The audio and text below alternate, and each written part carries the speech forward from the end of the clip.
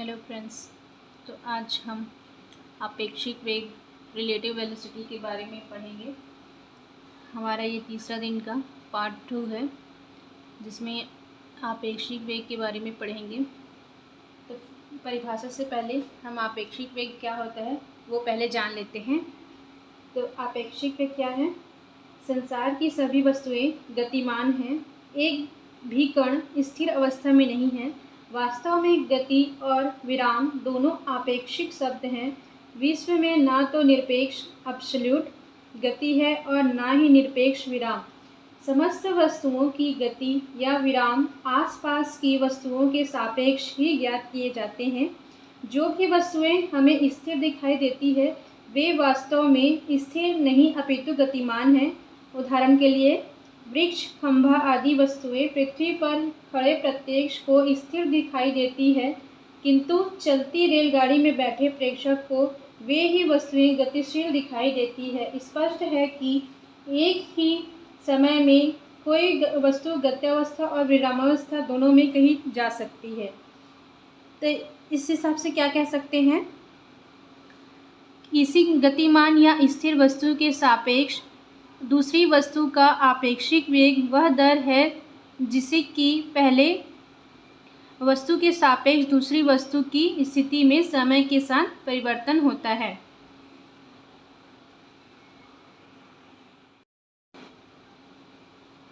माना A और B दो वस्तुएं हैं जो x अक्ष के अनुदिश औसत वेगों VA और VB से गतिमान हैं। यदि क्षण t=0 पर वस्तु A की स्थिति XOA तथा B की स्थिति XOB हो तो अन्य क्षण t पर वस्तु की स्थिति क्या होगी? XA बराबर OA plus VAT equation number 1 और XB क्या होगा? XOB plus VBT equation number 2। अब समीकरण 2 में समीकरण 1 को घटाने पर XB माइनस XA बराबर XOB minus XOA plus VB minus VAT equation number 3 दे देंगे, जहाँ XB माइनस XA क्या होगा? समय t पर वस्तु A के सापेक्ष वस्तु B की स्थिति बराबर x माना तथा XOB माइनस XOA बराबर समय t बराबर 0 पर वस्तु A के सापेक्ष वस्तु B की स्थिति बराबर XO माना। तो यहाँ पर समीकरण 3 में मान रखने पर क्या निकल जाएगा? XB माइनस x की जगह में क्या रख देंगे? x, और XOB माइनस XOA की जगह पर क्या रख देंगे? XO plus VB minus VA into T equation number 4 दे देंगे। अब VB माइनस VA निकालेंगे यहाँ से, तो ये क्या हो जाएगा?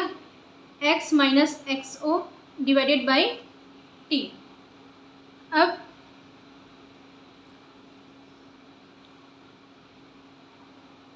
स्पष्ट है कि VB माइनस VA वस्तु A के सापेक्ष वस्तु B के वेग को प्रदर्शित करता है। इस प्रकार वस्तु A के सापेक्ष वस्तु B का वेग होगा VBA बराबर VB माइनस VA तथा वस्तु B के सापेक्ष वस्तु A का वेग होगा VAB बराबर VA माइनस VB। अब आगे बढ़ते हैं।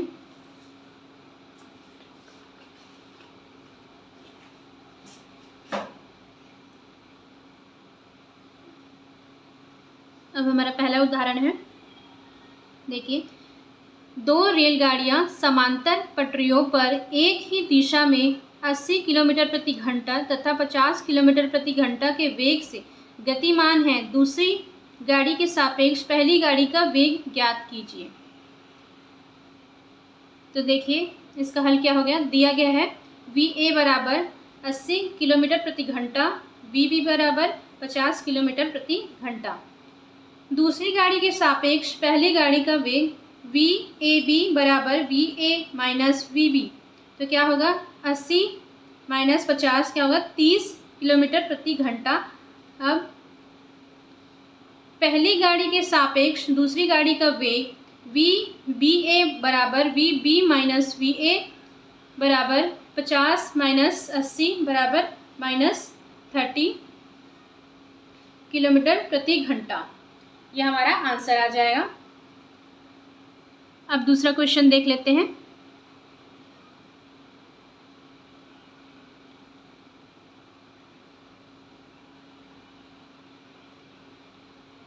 एक जेट वायुयान 500 किलोमीटर प्रति घंटा की चाल से उड़ रहा है। वायुयान के सापेक्ष उसके द्वारा छोड़ी गई गैस का वेग 1500 किलोमीटर प्रति घंटा है। गैस का पृथ्वी पर खड़े प्रेक्षक के सापेक्ष वेग ज्ञात कीजिए।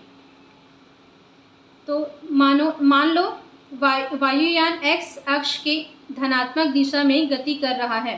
वायुयान का वेग VA बराबर 500 किलोमीटर प्रति घंटा दिया गया है।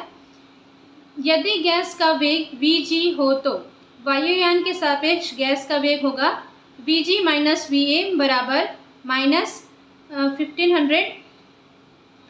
गैस विपरीत दिशा में छोड़ी जाती है, इसलिए यहाँ पर माइनस हुआ।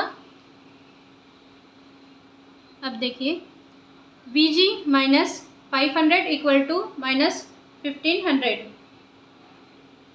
या VG बराबर आ गया हमारा माइनस का 1000 किलोमीटर प्रति घंटा। यह हमारा आंसर आ जाएगा। अब तीसरा क्वेश्चन देख लेते हैं। तीसरा क्वेश्चन है, एक सड़क पर एक बस A 10 मीटर प्रति सेकंड के वेग से जा रही है तथा एक दूसरी बस B उसके पीछे से तथा एक अन्य बस C उसके सामने से आ रही है। बस B तथा C प्रत्येक का वेग 15 मीटर प्रति सेकंड है। जब दूसरी AB तथा AC प्रत्येक 500 मीटर होती है तो बस B का चालक बस A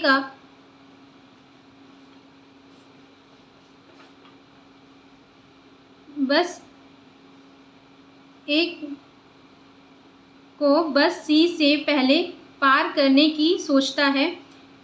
इसको संभव बनाने के लिए बस B का न्यूनतम त्वरण कितना होना चाहिए। तो इसका देख लेते हैं सॉल्यूशन क्या होगा।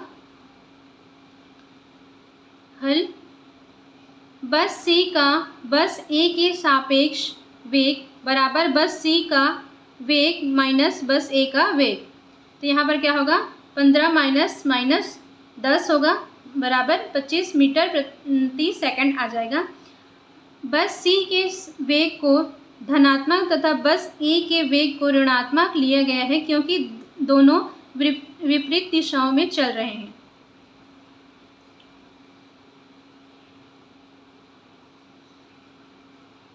अब A से C की दूरी यहाँ पर दिया है। A से C की दूरी दी है 500 मीटर। अब देखिए, अतः बस C बस A को पार करेगा 500 डिवाइडेड बाई 25 यानी कि 20 सेकेंड। हमारा फॉर्मूला लगा है T = D/S, समय बराबर विस्थापन बटा चाल। अतः बस B को A तक पहुंचने में 20 सेकेंड से कम समय लगना चाहिए। अतः बस B का बस A के सापेक्ष वेग बराबर बस B का वेग माइनस बस A का वेग। बस B का वेग है 15 और A का है 10, तो यहाँ पर आंसर आ जाएगा 5 मीटर प्रति सेकंड। दोनों के वेग समान दिशा में हैं। ठीक है, मान लीजिए B का न्यूनतम त्वरण A है। अब दूरी S बराबर 500 मीटर है। A से आगे निकलने के लिए B का वेग बराबर A के सापेक्ष B का वेग यहाँ पर होगा 5 मीटर प्रति सेकंड, क्योंकि यहाँ पर हमने A के सापेक्ष B का वेग निकाल लिया है। यहाँ पर 5 मीटर प्रति सेकंड, यहाँ पर 5 मीटर प्रति सेकंड आएगा। समय क्या है, T बराबर हमने 20 सेकंड ऊपर निकाला है। अतः सूत्र सूत्र क्या लगेगा, s बराबर U T plus half A T का स्क्वायर।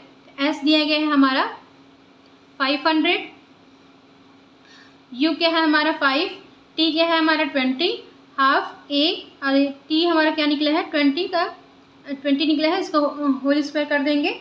500 इक्वल टू 100 प्लस 200 ए, तो ए का वैल्यू यहाँ पर निकल जाएगा 2 मीटर प्रति सेकंड स्क्वायर। तो आंसर क्या होगा हमारा, अतः बस बी का न्यूनतम त्वरण 2 मीटर प्रति सेकंड स्क्वायर होना चाहिए। अब अगला क्वेश्चन देख लेते हैं।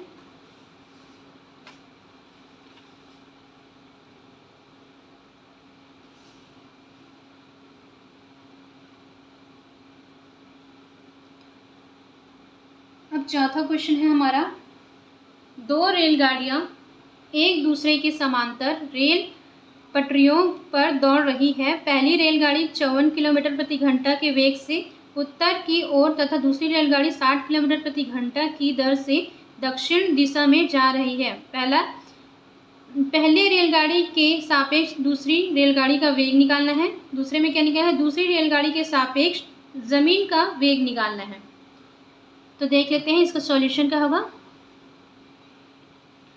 मान लो पहली रेलगाड़ी x अक्ष की धनात्मक दिशा में चल रही है, तब पहली रेलगाड़ी का वेग v1 बराबर 54 किलोमीटर प्रति घंटा दिया गया है। उसके बाद दूसरी रेलगाड़ी का वेग v2 बराबर -60 किलोमीटर प्रति घंटा, ये भी दिया गया है क्वेश्चन में। और दोनों का डायरेक्शन अलग है, एक उत्तर में चल रहा है, एक दक्षिण में चल रहा है, इसलिए इसका जो वेग है इसे माइनस में लिए हैं, है ना।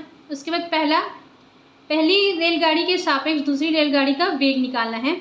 तो v2 माइनस v1 करेंगे तो -60 minus 54 is equal to -114 kilometre प्रति घंटा, इसका आंसर आ जाएगा। ऋण चिन्ह यह बताता है कि सापेक्ष वेग की दिशा दक्षिण है, अतः पहली रेलगाड़ी के सापेक्ष दूसरी रेलगाड़ी का वेग 114 किलोमीटर प्रति घंटा दक्षिण दिशा में होगा। हम दूसरा देख लेते हैं। जमीन का वेग vg बराबर 0, अतः दूसरी रेलगाड़ी के सापेक्ष जमीन का वेग vg माइनस v2 बराबर 0 minus 16 is equal to 60 kilometre प्रति घंटा होगा। अतः दूसरी रेलगाड़ी के सापेक्ष जमीन का वेग 60 किलोमीटर प्रति घंटा उत्तर दिशा में होगा। अब क्वेश्चन नंबर 5 पढ़ लेते हैं। एक पुलिस वाहन एक चोर की कार का पीछा कर रहा है। पुलिस वाहन का वेग 30 किलोमीटर प्रति घंटा तथा चोर की कार का वेग 192 किलोमीटर प्रति घंटा है। पुलिस वाहन से एक गोली छोड़ी जाती है। यदि गोली का वेग 150 मीटर प्रति सेकंड हो तो बताइए गोली कार से किस वेग से टकराएगी। अब इसका सॉल्यूशन देख लेते हैं।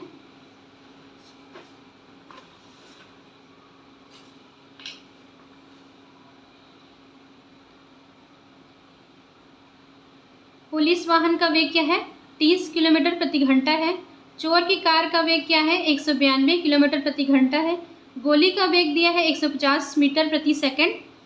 तो मीटर प्रति सेकंड को किलोमीटर प्रति घंटा में बदल लेते हैं। तो 150 है, उसको किलोमीटर में बदलने के लिए 1/1000 से मल्टीप्लाई कर देते हैं।